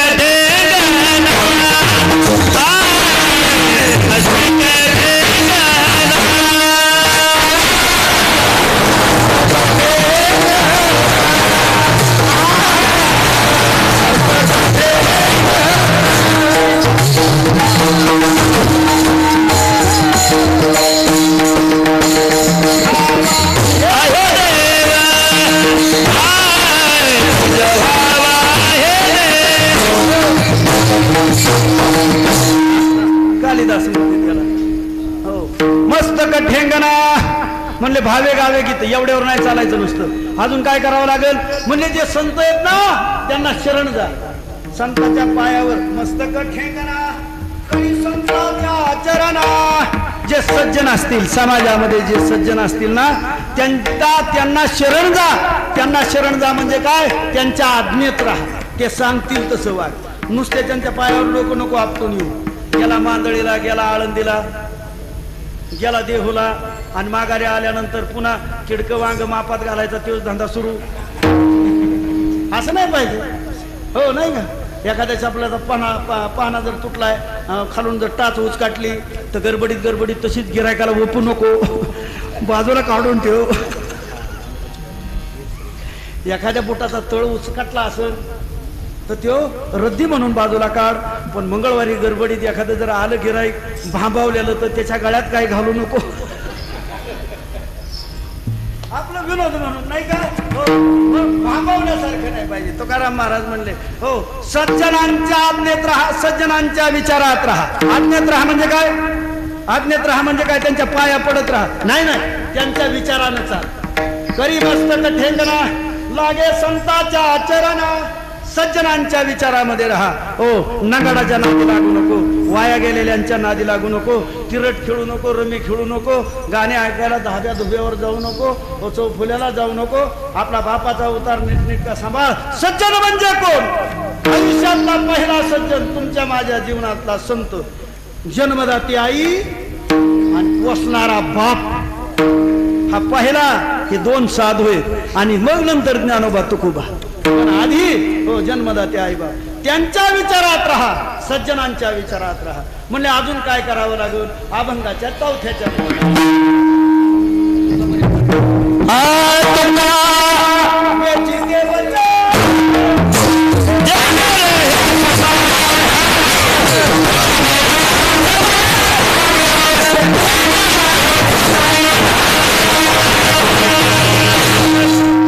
असं बोल म्हणले की घरात तुझं बोलणं ऐकल्यानंतर घरात, गावात, गल्लीत, समाजात समाधान निर्माण होईल ऐकणाऱ्यांना. असं बोलू नको की लोकांच्या तळपायाची आग मस्तकाला लागल आणि गावच्या गाव पिटतील. हो, अशा प्रकारचं समाज विघातक वक्तव्य करू नको. बोलायचं असेल वेची ते वचन जेणे राहे समाधान, सबका साथ.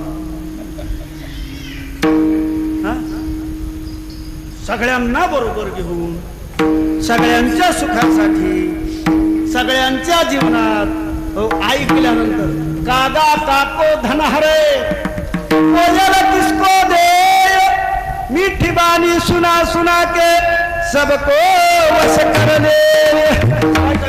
तुम्हाला सांगतो माझ्या भावजया, माझ्या बहिणीच्या गोड बोलत्या. हो, त्यांना कुणाचं काही त्यांना सांग याचा डोळा बस. नवीनच शब्द एक तर डोळा नाही तर मुडदा. दोन्ही पैकी एक काहीतरी बसवत्यात.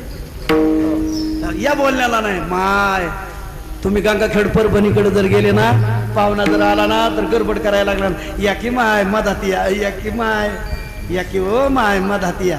मधात या म्हणजे काय, आतमध्ये या की माय. माय म्हणजे आता आलेला पाहुणा गडी असतो आणि माणसं काय म्हणतात, गडी माणसं असं काय करता हो माय, या की मधात. माय ती गोड आहे बोलणं, हो नाही का. आपल्या संपर्कात सकाळपासून संध्याकाळपर्यंत जो कोणी येईल, हो त्याच्या कानामध्ये, हो हो नाही का, हो त्याच्या कानामध्ये शाळेचे ते थांबाचा टोपा आणि त्याच्यावर हातोडा मारल्यावर जसे टोल येते तसे नाही ऐकू आले पाहिजे. मधुर मधुर, हो नाही का, पैंजनाचा नाद त्याच्या कानात यावा, असं आपलं बोलणं असावं. आपलं बोलणं वेचिते वचन जेणे राहे समाधान, हो नाही का. नातेवाईकात, घरात, गल्लीत, समाजात प्रत्येकाला समाधान प्रत्येकाच्या आयुष्यात होईल असं बोल, हो नाही का. हो हो. प्रियम ब्रूयात सत्यम ब्रूयात, पण प्रियम ब्रूयात न ब्रूयात अप्रियम.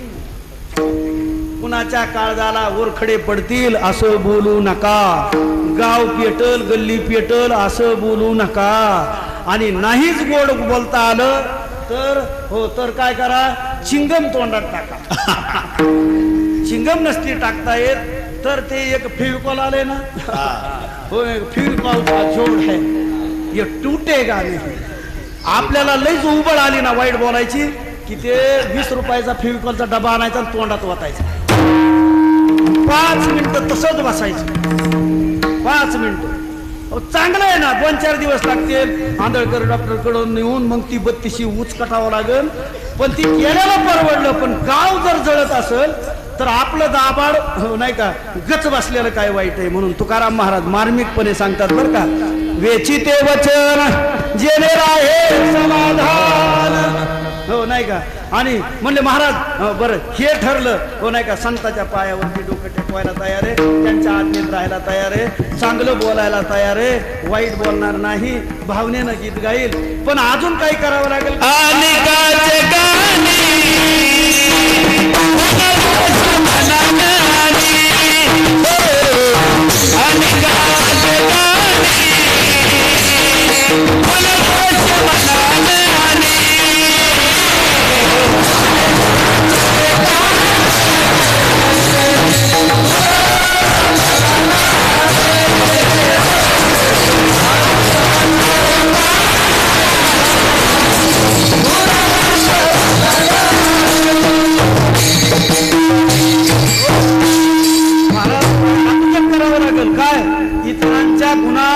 अवगुणाकडे पाहू नको आणि कांचे कानी गुणदोष मना नाही. गुणदोष पाहावे लागतील, जगाचे नाही स्वतःचे.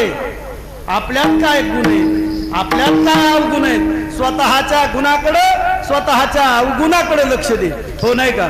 कीर्तन मार थाटात करायचं, हो नाही का, प्रवचन करायचे, वाऱ्या करायच्या, हो नाही का, गावात भाषणं ठोकायची. आणि हो नाही का, जर घरात बायकोला विचारलं कसं काय, हो तिचं तोंड आहे, असं तोंड जर होत असेल आपल्याविषयी, घरातल्यांचं, आईचं, भावाचं, बायकोचं, पोराचं, पोरीचं, नातेवाईकांचं, हो तर समजावं की आपल्यात काहीतरी दुर्गुण आहे. आपण इतरांना, हो नाही का, जगाचे गुण अवगुण आपण पाहू नयेत.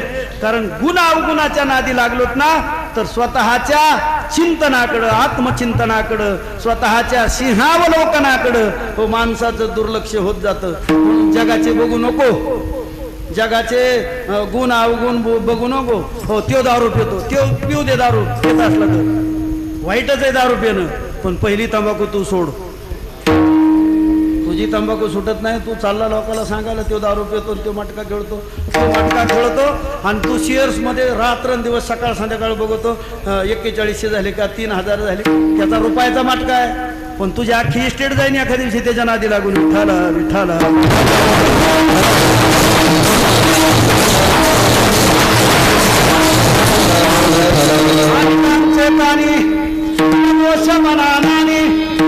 झाल्या. आणि मग म्हणले महाराज चारी आहे, आता अजून काय राहिलं.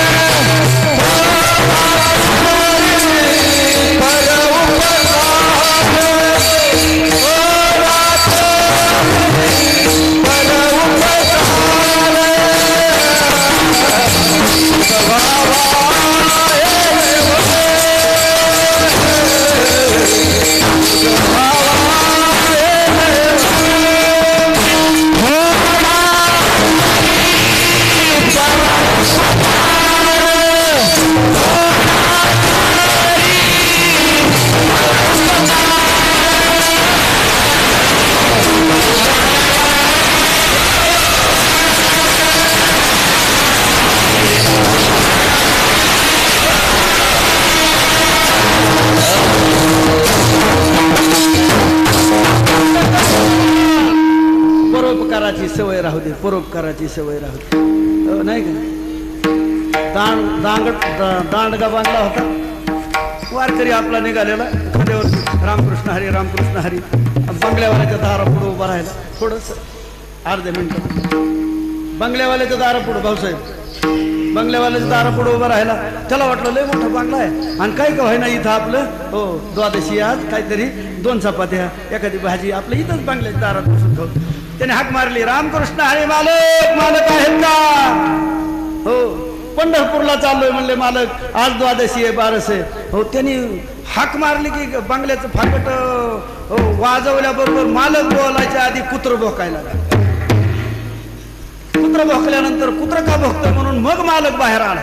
वारकऱ्याचा आवाज गेला नाही, याचकाचा आवाज गेला नाही, कुत्र्याचा आवाज गेला. कुत्र भोकायला लागलं, बाहेर आला. बाहेर आल्यानंतर त्यानं बघितलं, हाड हाड म्हणून कुत्र्याला शांत केलं आणि कशामुळे कुत्र भोगतोय म्हणून बघितलं तर बांगल्याच्या फाटकामध्ये एक वारकरी आणि हो नाही का पताका घेऊन. काय म्हणलं बाबा, कशामुळे थांबला? खरं बाबा का थांबला?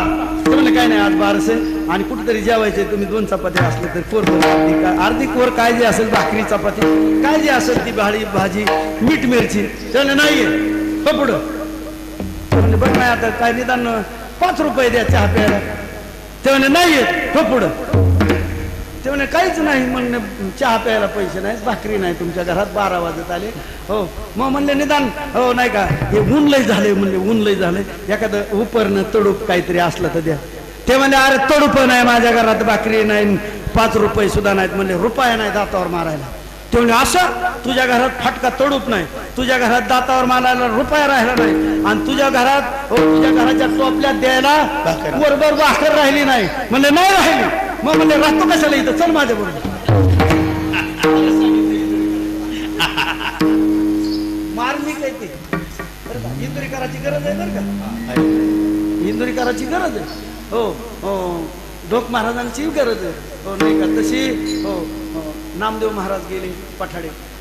आपलं नशीब थोडं, आपलं भाग्य थोडं महाराष्ट्रातल्या वारकऱ्यांचं, म्हणून पठाडे महाराजांचं आपत्कालीन निधन झालं.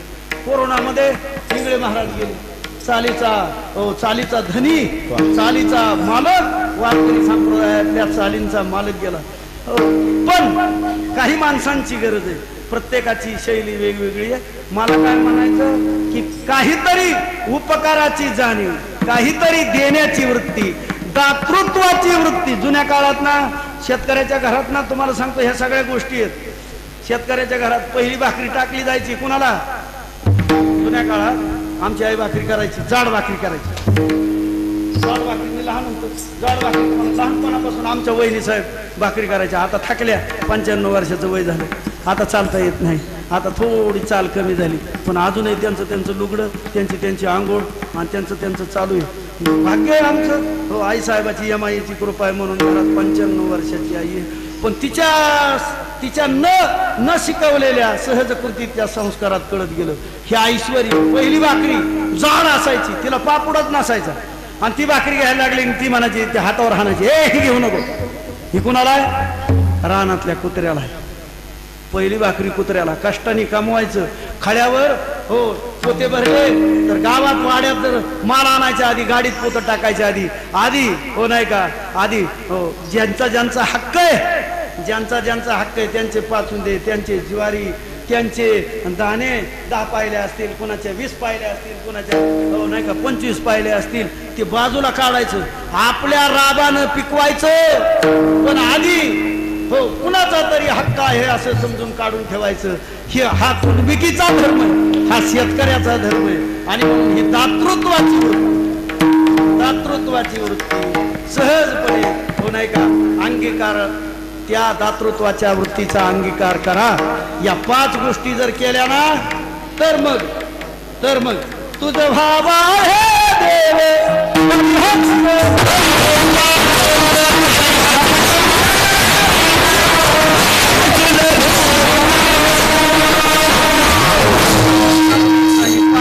आहेत. काही फार याला काय कुठं 10-5 रुपये खर्च करावे लागतील असं नाही, त्या सहज करता येण्यासारख्या गोष्टी आहेत. फार नाही पंक्ती घातल्या तर निदान दुपारच्या वेळेला एखादा याचक दारापुढं आलेला जीव घालावा, नाही जीव घालता आला तर निदान चहा का होईना 5 रुपयाचा कोणाला तरी पाजावा. नाहीच पाजता आला, नाहीच दातृत्व करता आलं तर निदान लोकांच्या पिठात माती तरी काढू नाही, एवढं तरी करावं. हे पण दातृत्वच आहे, हा पण परोपकारच आहे. लोकाच्या सुखाची नासाडी न करणं, लोकाच्या समाधानाची नासाडी न करणं, हे सुद्धा दातृत्वच आहे. हाच संदेश तुकाराम महाराजांच्या या अभंगाचा, या सप्ताहाच्या माध्यमातून माझ्याकडं वकील साहेबांनी जी सेवा दिली त्या सेवेच्या निमित्तानं तुमच्या समोर ठेवतो, पायावर ठेवतो आणि माझ्या वाणीला विराम देतो. या जे चांगलं असेल ते तुकोबांचं, वहिनी साहेब बाळासाहेबांची पुण्याई, थोरले बंधू आप्पासाहेब यांचे शिकवण, आणि जे काही वाईट असेल ना तो माझ्या 55 वर्षीपर्यंत माझ्या बुद्धीमध्ये जे दोष आहे त्या बुद्धीचा दोष, जे चांगलं असेल ते घ्या. तुमच्या आयुष्याचं सोनं व्हावं एवढंच आई साहेबाच्या चरणी मागतो. मला सोनं व्हावं, सोनं व्हावं म्हणजे काय, तुमचं आयुष्य समाधानाने जावं एवढंच मागतो. मात्र आपलं नेहमीच एक मागणं तुमच्या सगळ्यांकडे, घाला घाला सारे कव करा जतन राखण, पाण्याची नासाडी होऊ देऊ नका. जिल्हाधिकारी डॉक्टर राजेंद्र भोसले, आता जलशक्ती अभियान नगर जिल्ह्यामध्ये सुरू झालंय.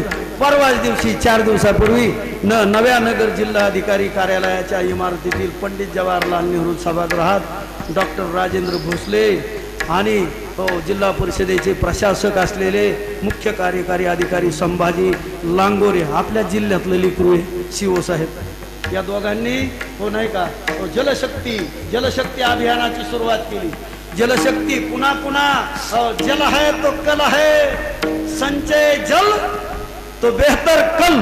आणि म्हणून आपली प्रत्येकाची जबाबदारी आहे की पाणी आपल्या परीनं आपण पाणी योग्य पद्धतीनं वापरू, पाण्याची नासाडी होणार नाही याची काळजी घेऊ.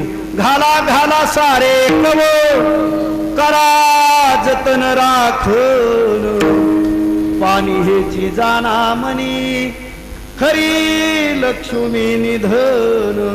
संप असला तरी चांगलं सांगायला काय हरकत, यांचा संप चालू, पण ते तरी पण इथल्या कामावर हजर आहेत. इथल्या कामावर संपत आहे, इथला संप नाही ते काय, इथला संप नाही. वारकऱ्याचा कधीही संप नसतो. हो, कर्तव्याचा संप असेल हक्काच्या मागण्यांसाठी, परंतु त्यांचं सुद्धा तेच आव्हान आहे, प्रशासनाचं आहे. समाजातल्या अण्णा हजारे सारख्या एका तपस्वी माणसाचं, मंदिरामध्ये राहणारा एक माणूस, ज्या माणसानं महाराष्ट्राला नाही देशाला 8 कायदे दिले, असा पुत्र तुमच्या माझ्या जिल्ह्यातला आहे. त्याच्या गळ्यात टपुरी तुळशीची माळ आहे, ज्ञानोबारायांचा वारकरी आहे. अण्णा हजारे म्हणजे कोण? अण्णा हजारेंची एक ओळख, पद्मश्री असतील, पद्मभूषण असतील, ग्राम सुधारणेचे अग्रदूत असतील, पण अण्णा हजारेंचं तुमचं माझं नातं काय? माळकरी. विठ्ठला